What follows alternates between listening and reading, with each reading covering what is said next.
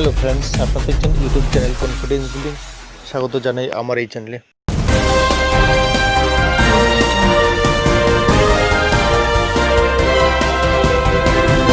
প্রিয় দর্শক বন্ধুরা, আজ একটি গুরুত্বপূর্ণ বিষয় নিয়ে আবারও আপনাদের সামনে উপস্থিত হয়েছি।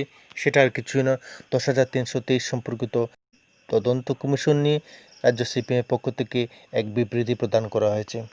আপনারা ইতিমধ্যে জেনে গেছেন যে রাজ্য বিজেপি আইপিএফটি জোট সরকার 10,323 সম্পর্কিত অনেক প্রশ্নের মীমাংসার জন্য, অর্থাৎ অনেক অকথিত বিষয় জানার জন্য এক তদন্ত কমিশন গঠন করেছেন।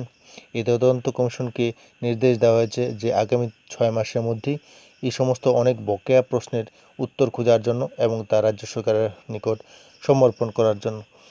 রাজ্য সিপিএম দল এর সম্পাদক মণ্ডলী এই নতুন তদন্ত কমিশন সম্পর্কে একটা বিবৃতি প্রদান করছেন। রাজ্য সিপিএম সম্পাদক মণ্ডলীর পক্ষ থেকে বিবৃতিতে স্পষ্টভাবে বলা হয়েছে যে পূর্বতন বামফ্রন্ট সরকারের সময় শিক্ষা দপ্তরে নিয়োগপ্রাপ্ত এই 10,323 জন শিক্ষক নিয়োগ নিয়ে যে তদন্ত কমিশন গঠন করেছেন সেটা আর কিছুই নয়, প্রহসন, শুধু প্রহসন। প্রিয় দর্শক বন্ধুরা, এই বিষয়টা একটু ভালো করেই লক্ষ্য করবেন।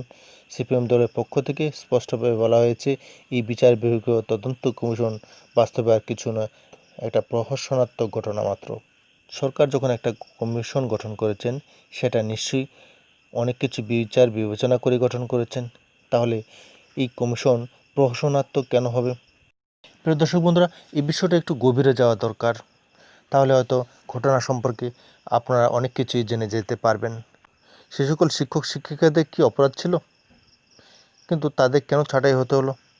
তারা সরকারের নিয়ম নীতি মেনেই সরকারি চাকরি পেয়েছে, তারপরেও তাদের কিন্তু ছাঁটাই হতে হয়েছে। প্রিয় দর্শক বন্ধুরা, এই 10,323 শিক্ষক যারা ইতিমধ্যেই চাকরিচ্যুত হয়েছেন তারা কিন্তু পূর্বতন সরকারের সময় যথাযথ সরকারি নিয়ম নীতি মেনেই চাকরি পেয়েছিলেন, তাহলে কেন ছাঁটাই হলেন? এ বিষয়ে অনেক যদি কিন্তু প্রশ্ন কিন্তু রয়ে গেছে। এর পর্দার আড়ালে অনেক কিছুই অকথিত কথা রয়ে গেছে। সে সমস্ত বিষয় আজ আপনাদের সামনে তুলে ধরার চেষ্টা করব। যেহেতু 10,323 জন শিক্ষক শিক্ষিকারা যথাযথ বিজ্ঞাপন ফলো করে এবং সরকারের নিয়ম নীতি মেনে সরকারের কাছে আবেদন জানিয়েছেন এবং সরকার তাদের যোগ্য বলেই চাকরি প্রদান করেছেন, তাহলে চাকরির ছাঁটাই হওয়ার জন্য নিশ্চয়ই এই সমস্ত শিক্ষক শিক্ষিকাদের কোনো ধরনের গলদ ছিল না, অর্থাৎ তাদের কোনো নিজস্ব কোনো ভুল ছিল না। প্রিয় দর্শক বন্ধুরা, এই বিষয়টা খুব ভালো করে লক্ষ্য করুন।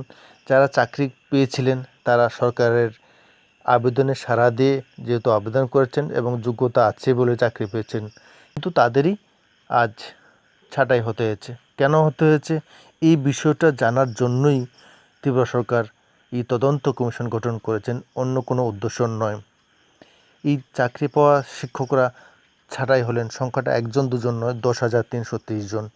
এত বিরাট সংখ্যা চাকরি ত্রিপুরা থেকে ছাঁটাই হতে হয়েছে সুপ্রিম কোর্ট এবং হাইকোর্টের নির্দেশে। বন্ধুরা, পরবর্তী যে বিষয়টা অত্যন্ত গুরুত্বপূর্ণ তা হলো 10,323 শিক্ষকগণ ছাঁটাই হওয়ার পেছনে কী কারণ? যেহেতু রাজ্য সরকার তাদের চাকরি দিয়েছেন, তাহলে রাজ্য সরকার অবশ্যই চিন্তা করবেন তাদের কিভাবে আবার চাকরি দেওয়া যায়। সেই উদ্দেশ্য নিয়েই বিজেপি সরকার আবার নতুন করে এই 10,323 সম্পর্কিত বিষয়গুলি জানার জন্যই তদন্ত কমিশন গঠন করছেন।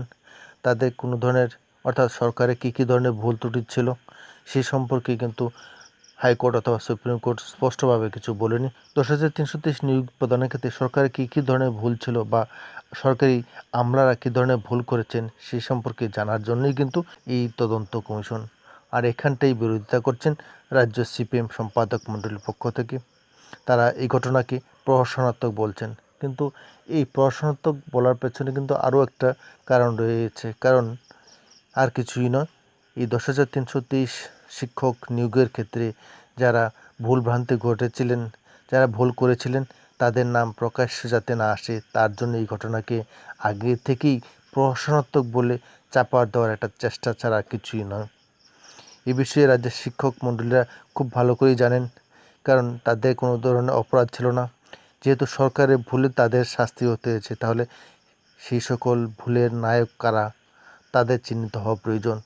মাননীয় সুপ্রিম কোর্ট কিন্তু সেই সমস্ত অভিযুক্ত ব্যক্তিদের নাম প্রকাশ্যে আনেনি বা তাদের বিষয়ে কোনো মতামত প্রকাশ করেনি। তাই রাজ্য সরকার জানতে চাইছেন সেই সমস্ত ব্যক্তি কারা, যাদের ভুলের জন্য এই 10,323 চাকরিচ্যুত হয়েছেন। সমস্ত লোকেদের সম্পর্কে রাজ্যবাসীর জানা অধিকার রয়েছে।